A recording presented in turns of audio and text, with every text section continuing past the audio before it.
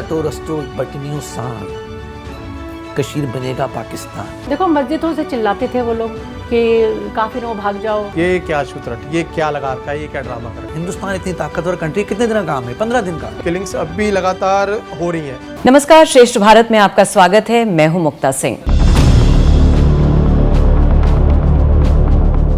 क्यों कश्मीरी पंडित मानते हैं कि वहां पर लौटना मुश्किल है? देखिए ये रिपोर्ट।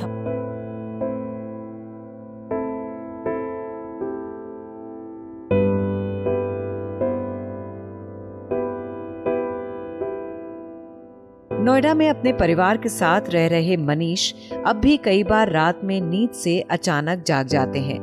19 जनवरी 1990 की वो रात उनका पीछा ही नहीं छोड़ती, जब कश्मीर की सड़कों पर कट्टरपंथी भीड़ की शक्ल में कश्मीरी पंडितों के घरों पर हमला करने के लिए निकले थे। मनीष उस वक्त महज 13 साल के थे, लेकिन इतनी छोटी उम्र के बावजूद 19 जनवरी की रात की खौफनाक यादें अब भी उनके जहन में ताजा है और उन्हें लगता है ताउम्र ताजा ही रहेंगी। कश्मीर से दिल्ली आने के बाद मनीष और उनके परिवार के हाथ खाली थे। जिंदगी मुश्किलों से भरी थी। एक रात में अपनी जमीन जायदाद छोड़कर भागे मनीष बताते हैं कि कश्मीरी मुस्लिम शुरुआत से ही वहां रहने वाले हिंदुओं से नफरत करते थे। अब 33 साल बाद भी मनीष को समझ नहीं आता कि आखिर कश्मीरी पंडितों का असली कसूरवार कौन है, कट्टरपंथी, पाकिस्तान या फिर खुद भारत सरकार। क्या हुआ था उस रात को, क्या मुश्किलें उन्होंने झेली पिछले 33 सालों से, इस पूरी चीज़ों पर हम बातचीत करेंगे। और आज हमारे साथ स्टूडियो में मौजूद हैं इस पर बातचीत करने के लिए एक बहुत ही understated but very important and effective police officer SM Sahay sir, जिनका जम्मू कश्मीर में मिलिटेंसी को सिस्टमेटिकली कम करने में बहुत बड़ा योगदान रहा है। सर, बहुत बहुत स्वागत है आपका स्टूडियो में। और साथ ही हमारे साथ मौजूद हैं टीकालाल टिपलू के बेटे आशुतोष टिपलू जी।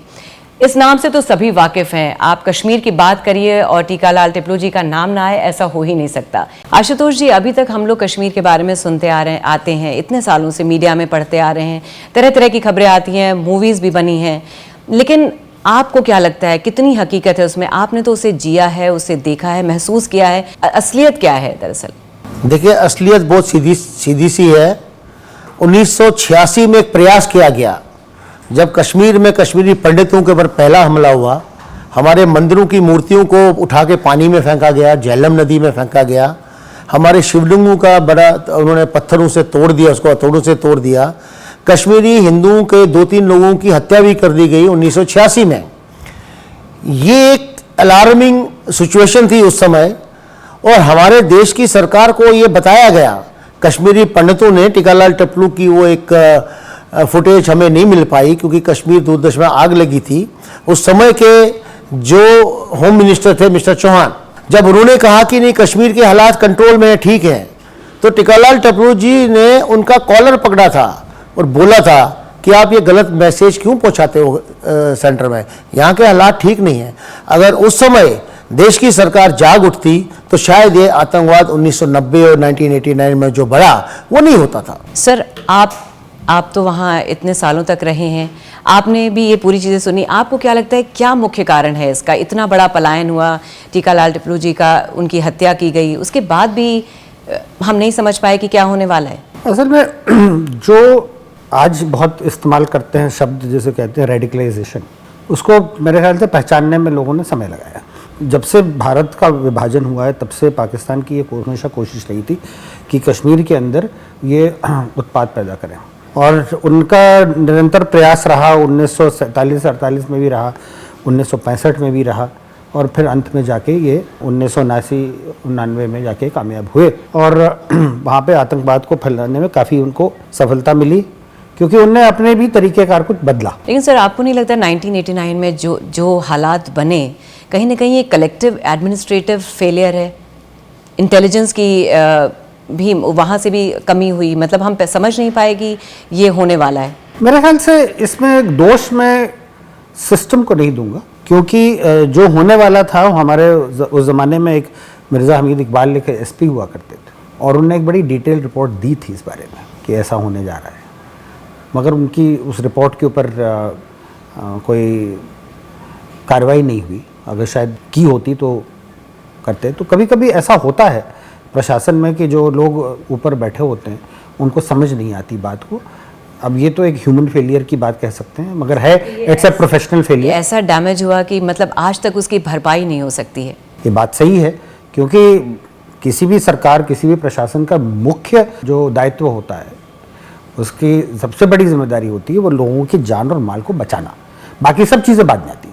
तो जब हम वो नहीं कर पाते हैं तो हम कुछ भी एक्सप्लेनेशन दे दें, वो एक्सप्लेनेशन कभी मतलब पूरा नहीं हो सकता है, क्योंकि वो रिजल्ट उसका यही है कि भाई वहाँ से पलायन हुआ, लोगों की हत्या हुई, उनकी प्रॉपर्टीज डैमेज हुई। सबसे ज़्यादा कोलेट्रल डैमेज जिसको कहते हैं, मतलब पूरी तरह से जो नुकसान हुआ, हर तरह से, मतलब लोगों की जानें गई, लोगों के घर चले गए, लोग बेघर हो गए, मतलब आपके पास कुछ जीविका का साधन नहीं, सरकार की तरफ से कोई मदद नहीं। उसका जो इम्पैक्ट था वो शायद इतना ही नहीं था कि लोगों की जान और माल गई, बिल्कुल उससे कहीं ज़्यादा था। सिविलाइजेशन जो है ख़त्म हुई।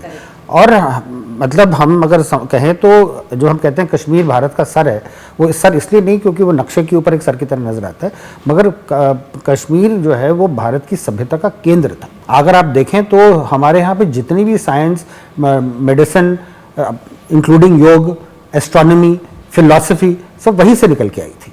आशुतोष जी, आपने जन्नत को जहन्नुम बनते देखा है, क्या आप लोगों को भी लगता था वहाँ पे जो मुसलमान थे और आप हिंदू थे, क्या उस समय भी कुछ वो दूरियां दिखती थी, या एक अच्छा माहौल था और ये धीरे धीरे हालात बदलते गए? छोटी मोटी दूरियां तो हमेशा किसी भी दो समुदाय में रहती हैं, लेकिन ये इमेजिन करना कि कश्मीरी मुसलमान वहाँ पे घन कल्चर में आएगा, मैं तो ये कहूँगा कि वहाँ के मुस्लिम का जो इतिहास है उसमें वो डंडा भी नहीं उठाते थे।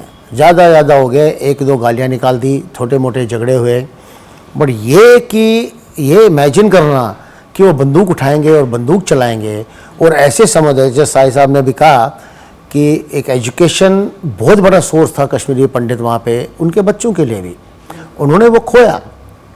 मैं फिर से आपसे कह रहा हूँ, जैसे इन्होंने कहा अभी कि कश्मीर भारत का एक सर है, बिल्कुल उस सर को बचाने के लिए जितनी भी कोशिश, जितनी भी कुर्बानियां एक कश्मीरी पंडित दे सकता था, वो हर इस समाज ने दिया।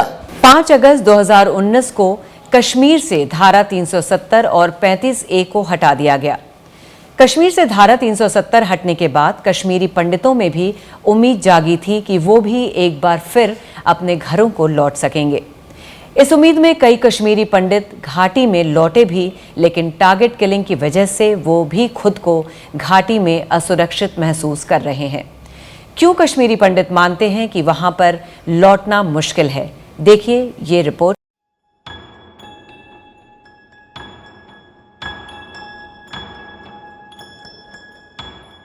चौंतीस साल के विशाल 3 से 4 बार कश्मीर गए हैं। वो 2 साल के थे जब उनके परिवार का कश्मीर से पलायन हुआ। पलायन की दर्दनाक कहानियां तो उन्होंने भी सुनी, लेकिन कश्मीर के रंगीन मौसम और वादियों की खूबसूरती की लकीर भी परिवार की उन्हीं कहानियों ने उनके जहन में खींची। वो एक बार उम्मीद लेकर कश्मीर लौटे, लेकिन वहां जो उन्होंने देखा और महसूस किया, उसने मोहर लगा दी कि पंडितों की कश्मीर वापसी नामुमकिन जैसी है। जो सोच 34 साल के विशाल की है, वही कुछ सोच जिंदगी के 80 बसंत देख चुके चमन लाल गड्डू की भी है। पलायन का दर्द उन्होंने भी सहा, सरकारें आती जाती देखी, लेकिन कश्मीरी पंडित आज भी इस दोराहे पर खड़े हैं जहां से घर वापसी बेहद मुश्किल नजर आती है। सर, जब आप वहां पोस्टेड थे और आज के कश्मीर में आपको क्या फर्क लगता है? प्री मोदी, पोस्ट मोदी कश्मीर में क्या फर्क है? ये सवाल तो शायद आप बाद में पूछने वाली थी, मैं पहले ही उसका जवाब दे देता हूँ कि 370 का क्या असर था जी। जब से हम स्वतंत्र हुए, हमारी आज़ादी हुई, तब से एक कश्मीरी माइंड में, उनके मन में जो संप्रभुता कहते हैं या सॉवरेनिटी कहते हैं, उसके ऊपर एक बहुत बड़ा सवाल था कि आखिरकार हमारा फ्यूचर क्या है। क्या हम पाकिस्तान में जाएंगे, क्या हम हिंदुस्तान के साथ रहेंगे, क्या हम आज़ाद बनेंगे? इस डिबेट को ख़त्म करना बड़ा ज़रूरी था, क्योंकि अगर ये हम उनके सामने दुविधा रखे रहते तो वो भी पॉलिटिकली सेटल डाउन नहीं कर सकते थे, वो स्थिति जो है सामान्य नहीं हो सकती। तो ठीक है, मतलब इस पर बहुत बड़ा डिबेट हुआ कि भाई लोगों ने कहा कि सब ये जमहूरियत की क्षति है जो उस समय वादा किया गया, मगर परिवर्तन वक्त के साथ आता रहता है। जिन किन परिस्थितियों में जम्मू कश्मीर में धारा 370 के लिए कॉन्स्टिट्यूशन में प्रोविजन किया गया, कश्मीर कमेटी जो उस वक्त कॉन्स्टिट्यूशन का हिस्सा थी उनने क्यों उनको अलग कॉन्स्टिट्यूशन दिया, वो उस समय भारत एक बहुत मतलब एक कॉलोनियल पावर के अधीन होके निकला था। उस वक्त भी अंग्रेजी साम्राज्य जो था वो बहुत शक्तिशाली था और हम लोग के विरोधी थे। तो उसमें से एक मतलब तरीके से रास्ता निकालते हुए कि भाई अंतर्राष्ट्रीय जो समाज है, बाकी देश जो है वो हमारा उतना विरोध ना करें, एक हमने वो रास्ता निकाला। मगर उसकी एक वो क्या कहते हैं कि एक समय जो था वो निकल चुका था, मगर क्योंकि आप उस परिस्थिति में हमेशा नहीं रह सकते थे। तो एक तरीके से कश्मीरी को आज शायद ये बात बुरी लगती होगी कि हमारे साथ 370 के साथ हमारे साथ कुछ धोखा हुआ है, मगर अगर वो बाद में देखेंगे वो अच्छा ही हुआ। 370 हटाने के बाद बीजेपी की जो पॉलिटिकल विल और विलिंगनेस की वजह से ये जो इंटरनल सिक्योरिटी मोर और less seems to be under control, तो ये सच है? देखिए, वायलेंस तो कम हो गया है, इसमें कोई डाउट नहीं है, मगर जो चैलेंज है अभी भी वो है फियर फैक्टर का। क्योंकि जब तक आप 2-3 किलिंग्स समय समय पर करते रहेंगे कोई समझ बैठ नहीं सकता है। मैं मानता हूं कि वो उस तादाद में किलिंग्स नहीं होंगी, उतनी एक्शन नहीं होगा, मगर वो 1 हो या 1000 हो, बात तो वहीं पहुंचती। सर, लेकिन जैसे आपने बताया कि नंबर कम हुआ है, जो किलिंग का नंबर कम हुआ है, लेकिन ये फेयर फैक्टर, फेयर जो है वो नहीं जा रहा है, उसके लिए क्या करेंगे? देखिए, टेररिज्म जो है, कॉन्फिडेंस कैसे आए? टेररिज्म जो है वो पनपता है समाज में, और एक छोटे समाज का हिस्सा जो है ना वो बहुत ज़्यादा टेररिज्म पैदा करता है। क्योंकि ये जो टेररिज्म है इसका इम्पैक्ट जो है डिस्प्रोपोर्शनेट होता है, एक आदमी जो है 1000 आदमियों का असर डाल सकता है। तो इसलिए उसको कंट्रोल करने के लिए आपको समाज को साथ में रखना ही चाहिए। समाज अगर साथ में आपके होगा, और वो लड़ाई जो है मन में है, आपको मानसिकता बदलनी है। तो मानसिकता बदलने के लिए बहुत सारी आपको स्टेप्स उठाने पड़ते हैं, उसको वो सरकार कर रही है और समय समय पर करती है। आशुतोष जी, आपको लग रहा है कि 370 हटने के बाद लोगों को ये मुख्य धारा से जोड़ने में मदद करेगा? बिल्कुल नहीं, ये ठीक है, कुछ लोगों का मानना है कि हम भी अपने दोस्तों से बात करते हैं जो हमारे कश्मीरी मुस्लिम समाज के दोस्त हैं। ऐसा नहीं है कि कश्मीरी पंडितों का टोटली जो टच है वो कश्मीर से हट गया है, चाहे वो सोशल मीडिया के माध्यम से हो या फ़ोन के माध्यम से, वो हमारा अभी कनेक्ट है।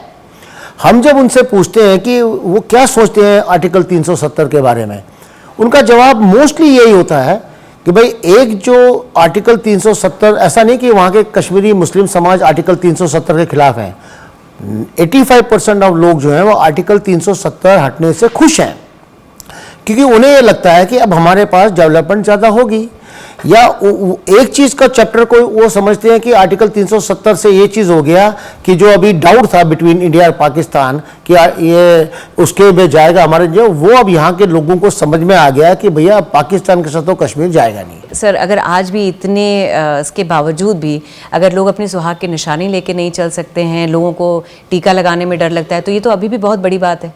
देखिए, समय में नियंत्रण लाते लाते जो है वो वक्त लगता है। मैं आपको बताऊं कि 2001 में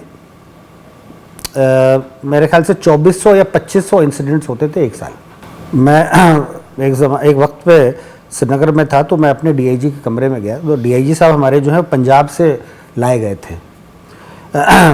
74 बैच के इजहार आलम का खालिस्तान मिलिटेंसी के ऊपर उन्होंने बहुत अच्छा काम किया था, तो उनको लाया गया था कि वो वहाँ पे कुछ करें। तो वो मैं जब उनके कमरे में गया तो वो अपना सर लेके बैठे हुए थे, तो मैंने पूछा, मैंने कहा सर क्या हुआ आज, क्यों इतने आप परेशान है? कहते पूरे पंजाब में अगर 5 इंसिडेंट एक दिन में हो जाते थे तो हम हाहाकार मच जाता था। कहता आज श्रीनगर में ही सिर्फ 22 इंसिडेंट हुए हैं। तो मैं हंसने लगा, मैंने कहा कि उस 22 में से 8-10 तो मैं खुद निपट के आ रहा हूँ। और मगर आप देखिए कि हमको वो चीज़ बड़ी नॉर्मल सी लगती थी कि भाई आज तो 10 इंसिडेंट होने ही होने, मगर तब से लेकर आज बहुत फर्क आ गया। कश्मीर से धारा 370 हटने के बाद कश्मीरी पंडितों में भी उम्मीद जागी थी कि वो भी एक बार फिर अपने घरों को लौट सकेंगे। इस उम्मीद में कई कश्मीरी पंडित घाटी में लौटे भी, लेकिन टारगेट किलिंग की वजह से वो भी खुद को घाटी में असुरक्षित महसूस कर रहे हैं। हमारी सहयोगी मनीषा के साथ भी मौजूद हैं कुछ कश्मीरी पंडित। आइए उनसे बातचीत करते हैं। हम बात कर रहे हैं 19 जनवरी 1990 की। उस काली रात के बाद क्या आपको लगा था कि जिस दहलीज को आप नाक कर जा रहे हैं, क्या उसमें कभी वापस लौट पाएंगे? मैडम, जहाँ तक 19 जनवरी 1990 का सवाल है, जब वो दिन याद आता है तो हम वैसे ही बहुत सिरहा जाते हैं। हमने कभी नहीं सोचा था कि आज हम जा रहे हैं तो वापस नहीं आएंगे। इसीलिए यही वजह थी, हमें भारत की जो ताकत है, संप्रभुता है, उसमें बहुत विश्वास था कि 15 से 20 दिन लगेंगे और हम वापस आ सकते हैं। इसलिए हमने कोई सामान भी नहीं उठाया वहाँ से। हमारे पिताजी बोले नहीं, भारत बस 10-15 दिन की बात है, आज अब जा रहे हैं क्योंकि मजबूरी है इतना, क्योंकि जो वहाँ पर जो नारेबाजी हो रही थी उससे हमारी महिलाओं में बहुत डर घुस चुका था। और हमें ऐसा लग रहा था कि क्योंकि वो बोल रहे थे, खुलेआम बोल रहे थे वो, कि आप लोग खाली करो और आदमी जाओ और औरतें अपनी यहीं छोड़ जाओ। बहुत मुश्किल होता है अपना घर छोड़ना किसी के लिए। यहाँ पर आकर एक नया घर भी आपने बनाया। उस घर को बनाने में आपने कितनी जदोजहद की? मनीषा जी, मैं यहाँ आपको रोकूंगा। हमने घर नहीं बनाया, यहाँ पर हमने मकान बनाए।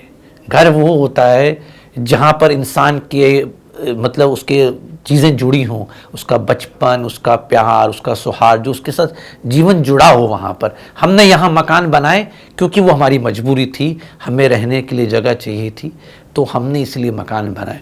मगर आप उनको घर मत कहिए। कब हालात ज़्यादा बिगड़ते हुए आप लोगों को दिखे?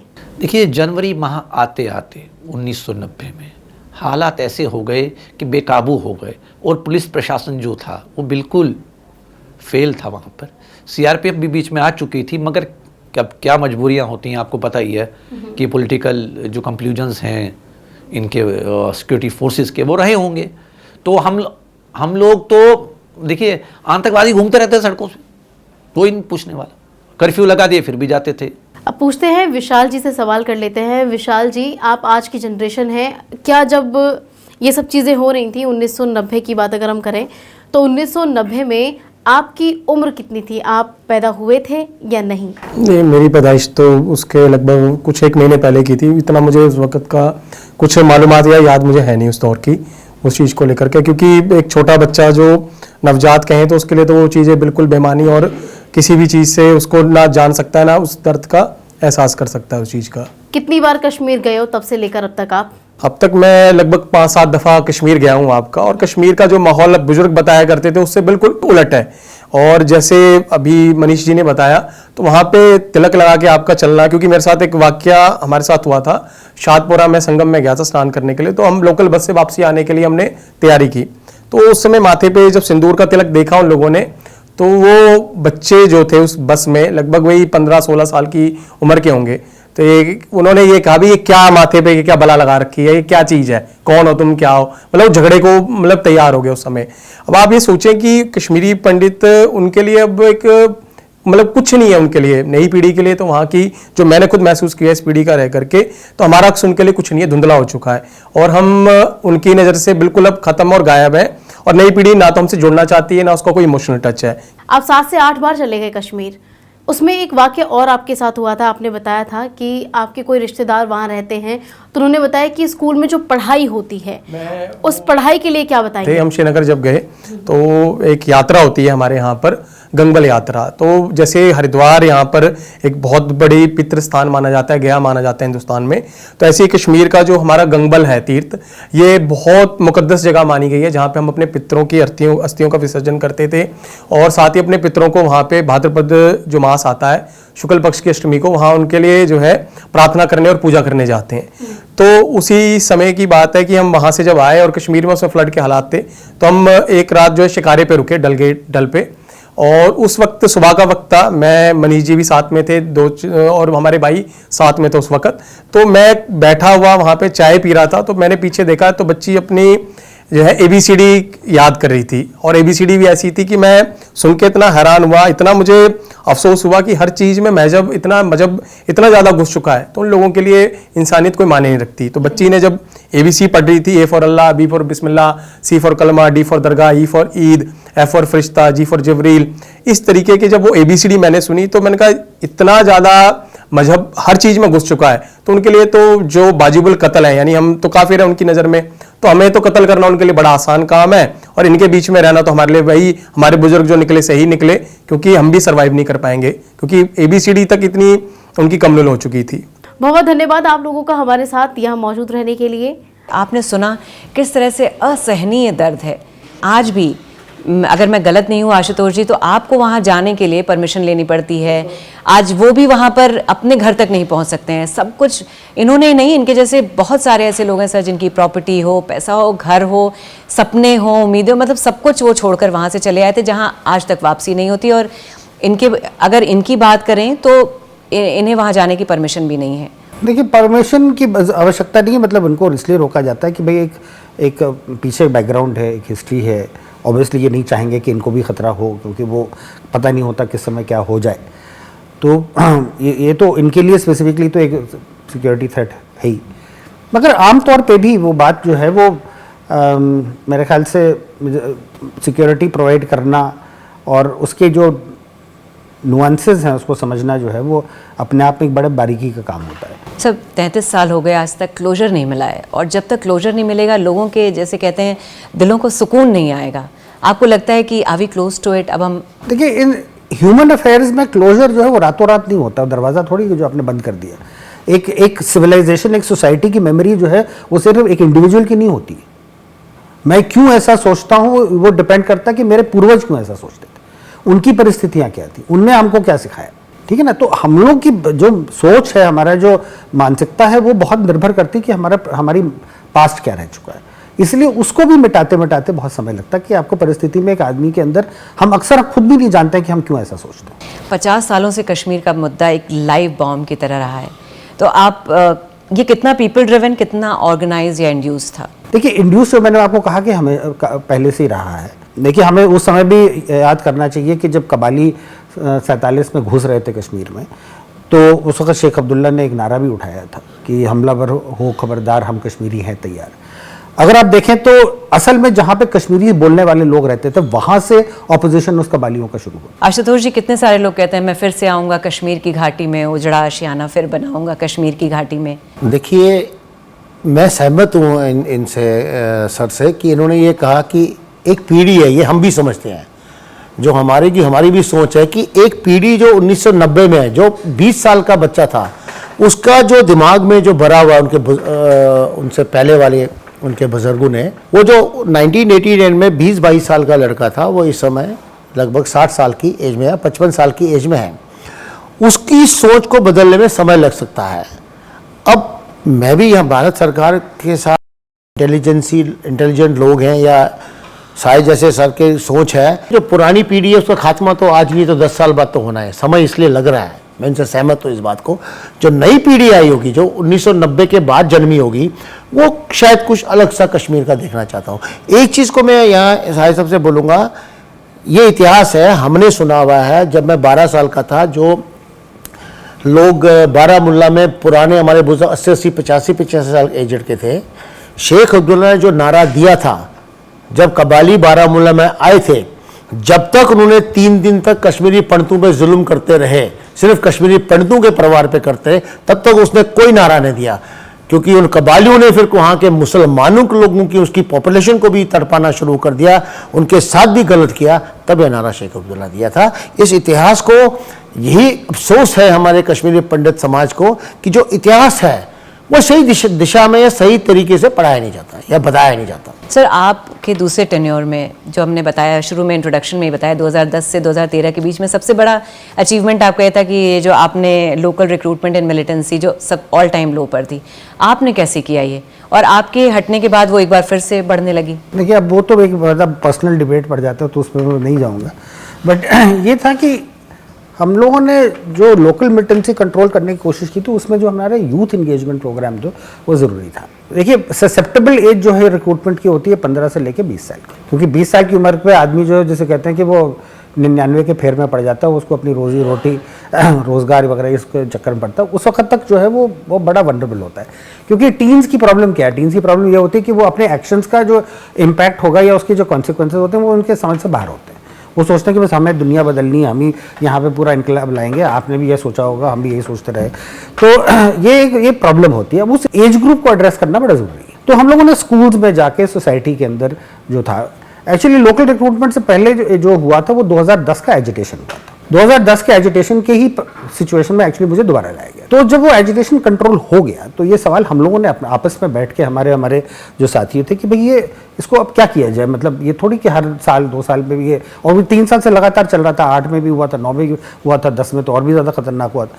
तो हम लोगों के सामने ये सवाल था कि भाई इसको अब ख़त्म कैसे किया जाए, कंट्रोल कैसे करेंगे। तो हम लोगों ने वहाँ पे कुछ एक्सपर्ट्स को लाया, उनसे बात की, उन लोगों ने एक बड़ा अच्छा मेथड बताया। हम लोगों ने वहाँ पे राउंड टेबल कॉन्फ्रेंसेस शुरू किए जिसमें हम जो स्टोन पेल्टर गिरफ्तार हुए थे उनको लाए, जो लोग स्टोन पेल्टिंग में इन्वॉल्व नहीं थे उनको भी लाए, और जो स्टोन पेल्टर्स के पेरेंट्स थे उनको भी लाए, और उनसे कहा कि आप हमको सिर्फ इतना बता दीजिए कि एक अच्छे नागरिक को कैसा होना चाहिए।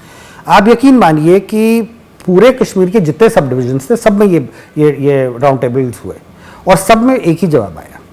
और हमने उनसे कहा, हमने कहा कि साहब ये जितने आपने यहाँ पे अपने ड्यूटीज़ बताई ये करना आपको खुद है, इसमें सरकार कुछ आपकी मदद नहीं कर सकती, क्योंकि आपको अपने समाज को सुधारने के लिए खुद ये आपको प्रयास करना है। सर वैसे आप हमेशा इनोवेटिव रहे हैं, आपकी एक अनटोल्ड स्टोरी है जो आपने लश्कर तैयबा के कैंप में सिम कार्ड प्लांट किया था और जिसकी वजह से 26/11 के हमलों को न केवल कंटेन करने में मदद हुई थी बल्कि पाकिस्तान का डायरेक्ट इन्वॉल्वमेंट भी सामने आया था। तो आपने वहाँ पर रह के हमेशा से एक कदम आगे बढ़ाने की कोशिश की है। जब सिचुएशन जो है एक्स्ट्रॉर्डनरी हो जाए तो आपको भी एक्स्ट्रॉर्डनरी सोच रखनी है, क्योंकि अब उस वक्त जो सिचुएशन बन रही थी कि भाई पाकिस्तान से आपके मिलिटेंट्स आ रहे थे, एक आइडियोलॉजिकल बेस पे रिक्रूटमेंट हो रहा था, तो उसको आप किसी न किसी तरह तो करना था।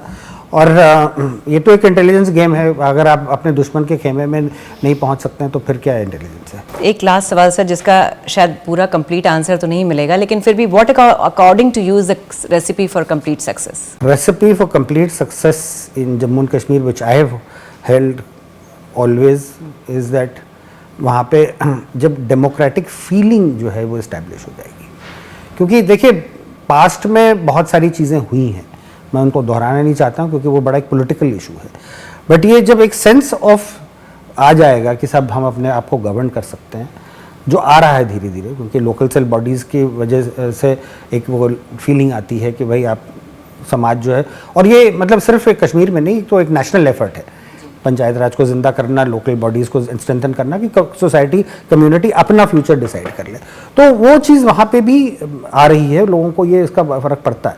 देखिए वायलेंस अगर यूं ही ख़त्म हो गए, इससे ज़्यादा फोर्सेस जो हैं वो 90s में कश्मीर में थी। आशुतोष जी आप क्या कहेंगे, आपके हिसाब से क्या है? साहिर जी की जो सोच है इससे बिल्कुल सहमत हूँ और ये होना भी है, लेकिन मेरी भारत सरकार से एक ही विनती है, जो एक नया ट्रेंड इन्होंने किया। देखिए हम लोग अभी एक नॉर्मल कश्मीरी पंडित जम्मू से या दिल्ली से कश्मीर घूमने जाता है या किसी से मिलने जाता है, उसकी एक भी टारगेट किलिंग नहीं हुई है। टारगेट किलिंग उनकी हो रही है जो 800 परिवार वहाँ रह रहा है। ये भारत सरकार को सोचना पड़ेगा कि वो किलिंग कश्मीरी पंडित की नहीं कर रहे हैं, वो फिर हमें डराना चाहते हैं कि जो 800 फैमिली वहाँ रह रही है इनको भी कैसे भगाया जाए। आप दोनों स्टूडियो में आए, आपका बहुत बहुत धन्यवाद और बहुत ही सरल और बेबाक तरीके से इस पूरे मुद्दे को डिकोड करने की कोशिश की। Thank you so much.